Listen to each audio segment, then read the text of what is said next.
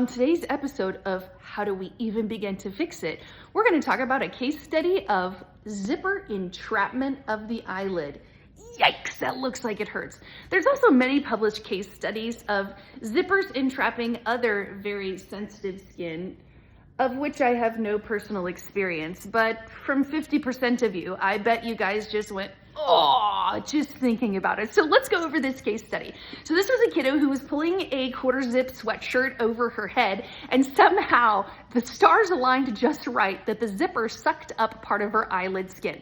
Her parents tried everything, tried to get it undone, were unable to get it, so they presented to the emergency department after they had trimmed off the rest of the shirt, and it was just the zipper remaining on her eyelid. It sounds like the kiddo tolerated everything really well. They tried a lot. They tried to pry it apart.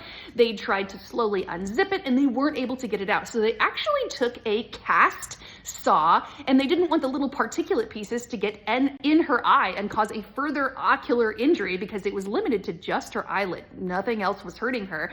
They stuck a vacuum next to it, and they were sucking up the pieces as the cast saw was cutting the median bar. Here's the picture from that case study of the median bar is the middle part that holds like the front face and the back face of the zipper together, and then the teeth of the zipper go in the middle of that. So they were able to cut that with the cast saw and free her eyelid, and look how happy she looks after they got that off of there. The patient was given some ibuprofen for pain. They recommended follow-up, and she did just fine. But one of the things that we have to do in EMS and emergency medicine is to figure out, where do I even begin in managing injuries? And sometimes it's just trial and error and figuring out how things work. So there you have it, zipper entrapment of the eyelid.